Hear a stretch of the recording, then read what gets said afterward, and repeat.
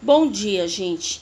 Nossa aula de hoje é relacionada aos pronomes pessoais no inglês, certo?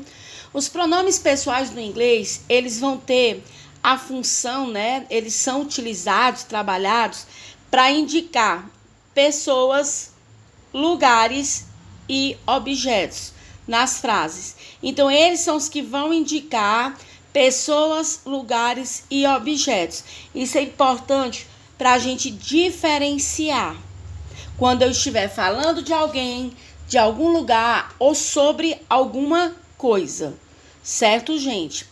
Bom, a gente tem que entender que a classificação dos pronomes pessoais, essa classificação, ela é feita de duas formas. Os pronomes pessoais se classificam em duas formas: em subject pronouns e object pronouns. Então, nós vamos ter os subjects e vamos ter o objects. A gente tem que saber diferenciar os dois para poder compreender bem o assunto. Vamos lá. Os pronomes subjects, eles nada mais são do que no português os pronomes pessoais do caso reto, ó. Os pronomes pessoais do caso reto. Se eles são os pronomes pessoais do caso reto, então eles vão ter a função de serem o sujeito da oração. Bom, se eles são o sujeito da oração, é porque eles vão praticar a ação. Entenderam? Os subjects, eles são, no português, os pronomes pessoais do caso reto. Eles vão ter sempre vão ter a função de sujeito na oração. E por ser o sujeito, é quem vai praticar a ação. Isso aqui é importante vocês lembrarem. Que o pronome sujeito, o subject, ele é quem vai praticar a ação verbal. É quem nos vai fazer entender, quando estivermos lendo ou falando, o que está sendo realizado, quem está realizando, certo? Normalmente, eu não estou dizendo que é uma regra, normalmente aparece no início da frase antes de verbos ou preposições. Normalmente, não obrigatoriamente. Normalmente estão no início da frase e vão ser utilizados antes de um verbo ou de uma preposição, certo? E a gente tem que entender que com relação ao grau, esses pronomes são utilizados no singular e são utilizados no plural. Olha aqui a tabela. I, you, he, she, it, singular. We, you e they no plural. Bom, com relação ao you, vocês devem saber que ele é a mesma formação, tanto para o singular quanto para o plural. A gente sabe através do contexto, certo? Agora vamos ter uma atençãozinha bem aqui ao pronome it, que está bem aqui. It, neutro. Ele é neutro por quê? Bom, a gente aprende que o it, ele é utilizado para animais ou objetos, coisas, certo?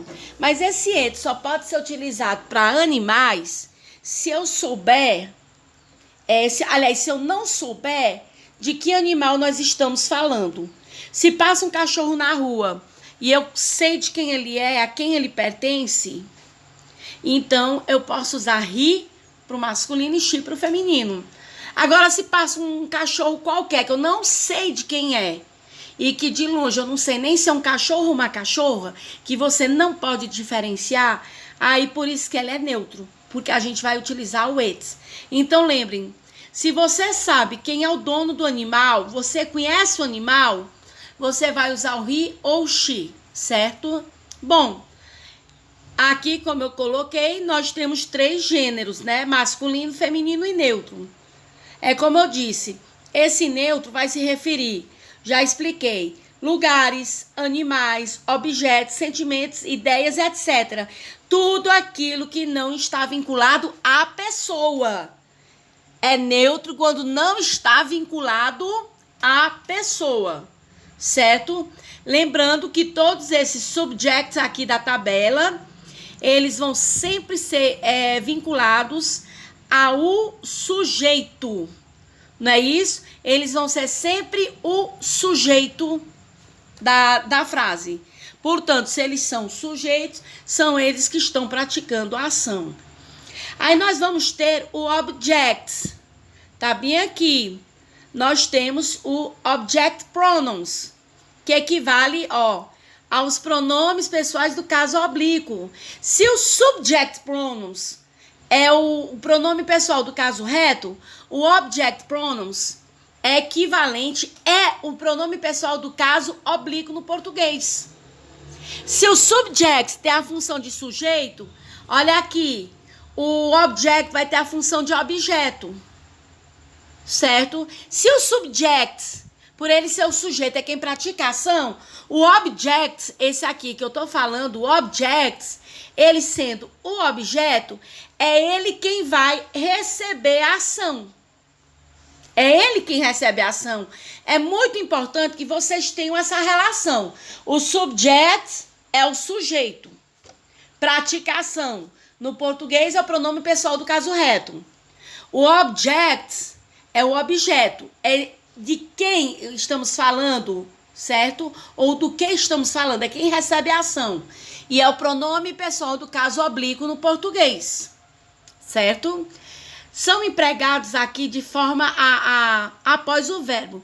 Se o subject ele é utilizado antes do verbo, aqui os objects, tá bem aqui, após verbos e preposições. Se o subject geralmente, não estou dizendo que sempre, geralmente é utilizado antes de um verbo ou de uma preposição, o object é após o verbo ou a preposição.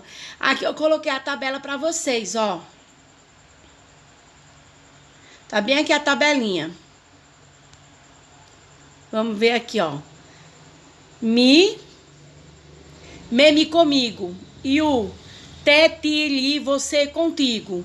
Him, ele, li, o, lo e nó. Aqueles pronomes, né?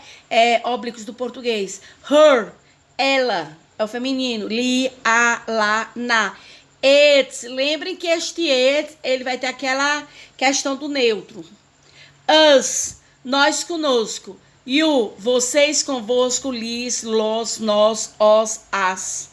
E them. O plural, né? De eles ou elas. Eles, elas, os, as, los, las, nós, nas e lis. Então, a gente tem que ter muito cuidado para assimilar. Para fazer essa assimilação. Lembrando, só relembrando, para não passar despercebido, essa questão do it como neutro.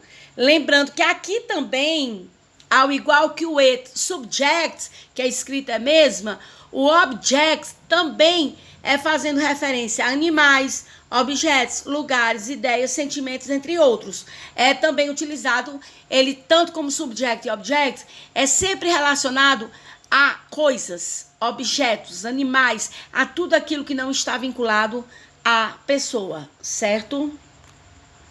Bom, aqui como eu disse, né, nós temos os pronomes you e it, que vão ter a mesma escrita, desempenhando a mesma função, né, de sujeito a objeto.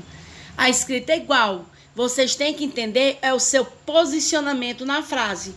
Olha bem aqui alguns exemplos. Vamos olhar bem aqui, já que eu tô falando do you e do it. Observem essa frase bem aqui, You are doing really well at your job. E it is the best city. Observem as duas. Nós temos aqui o you e temos o it. Primeira característica, para a gente poder... Se você não entende bem inglês, se você não está entendendo, conhecendo as palavras... Localizem, sabe quem? Os verbos. Vamos localizar aqui os verbos, Are, is. Certo, localizei o verbo. Agora, esse you e it está antes ou depois do verbo? Antes. Portanto, se está antes, ele vai ter a função de um subject. É isso que vocês têm que fazer. Olha bem aqui o exemplo com o object. Olha bem aqui o exemplo. Vamos ver bem aqui. Se eu colocasse, eu não botei com you, né? Mas se eu botasse alguma coisa assim, I'm buy it. I'm buy it. Ou I'm bought it no passado. Buy ou bought é compro, comprei. O it vai estar depois do verbo. Então, se o it vai estar depois do verbo, automaticamente eu sei que eu vou estar falando de um object. Então, não é um assunto difícil, mas é um assunto que vocês têm que tomar muito cuidado para poder fazer essa diferenciação. É muito repetitivo? É sim. Até porque vocês vêm conhecendo, vêm estudando esses pronomes pessoais, eu acho que desde que começaram a estudar inglês na escola. Só que aqui a gente tem que ver a questão do pronome, sua posição na frase, não é isso? Como é que eles funcionam e se eles praticam ou não a ação. É por isso que eu insisto que vocês têm que tomar muito cuidado com isso aqui. Primeiro, vamos relembrar aqui. O pronome pessoal, ele é utilizado para indicar pessoas, lugares ou objetos. Na frase, se você estiver lendo, ou durante a comunicação. Ok. Devemos relembrar que eles são classificados em dois. Ok? Quais são? Os subject pronouns e o object pronouns. Subject e objects. O próprio nome já diz. Subject dá a ideia de sujeito, não é isso? Quando a gente vai bem aqui pro object, ele dá a ideia de quê? Olha aqui. De objeto. Então, você já faz essa associação. Lembrando que o subject, obrigatoriamente, é o pronome do caso reto no português, certo? Ok. Devem lembrar que ele vai indicar quem? O sujeito da oração. Portanto, se ele é o sujeito, ele vai praticar ou sofrer ação. Ele vai praticar ação.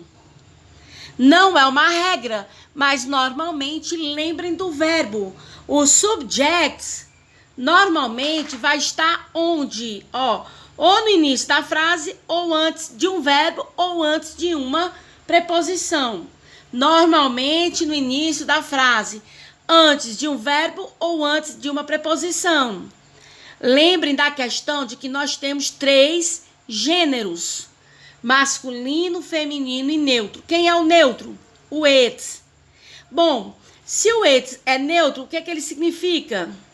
Significa dizer que eu vou utilizar para lugares, animais, objetos, sentimentos, ideias, mas, olha aqui, mas animais quando eu não souber quem é o dono do animal. Pousa um papagaio na minha casa, eu nunca vi esse papagaio, eu não sei de quem ele é, de longe eu não sei nem se é macho ou é fêmea. Então vai ser neutro, it. Agora, se o papagaio de um vizinho que eu conheço, que eu sei que é dele, se ele for macho, eu vou chamar de he. Se for uma moça, eu vou chamar de she. Então, tomem cuidado com esse negócio de que it deve ser utilizado obrigatoriamente para animais. Não, senhor. Obrigatoriamente não. Tem que seguir a regra de você conhecer ou não. Aí, vocês já estão cansados de conhecer os pronomes pessoais. I, you. Vamos marcar aqui.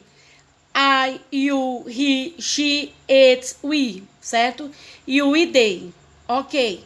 Os objects. O que a gente pode relembrar dos objects? Vamos relembrar que, como o próprio nome que eu já disse para vocês, identifica que ele é o objeto da frase. Ele é o objeto na frase. Se ele é o objeto, é de quem ou do que eu estou falando. Portanto, ele vai receber, Portanto, ele vai receber a ação. Ele não vai praticar. O objeto, ele nunca pratica, ele recebe. Certo? Eles são os pronomes do caso oblíquo no português, que eu acho que muitos alunos acabam tendo muita confusão com os pronomes oblíquos. Mas quando a gente estiver vendo essa tabelinha, vocês têm que saber associar. Certo? Lembrando que neste caso aqui, mais precisamente, neste caso, tem aquela questão de que os objects, eles vão ser utilizados, bem aqui, após verbos e preposições. Então, depois de verbos e depois de preposição. E vocês têm que saber diferenciar o singular do plural. Senão você vai confundir muito. Lembrem que o you e o eds, eles têm a mesma escrita. Mas, se estiverem na frente de um verbo, eles são sujeitos. Se estiverem depois de um verbo, eles são objeto. Bom, a nossa aula de hoje é com relação a isso, a posição do pronome na frase, né? Antes ou depois do verbo e a sua função. Se eles são sujeito ou objeto. Se eles vão praticar ou vão sofrer a ação. Bom, a todos um bom dia e bons estudos.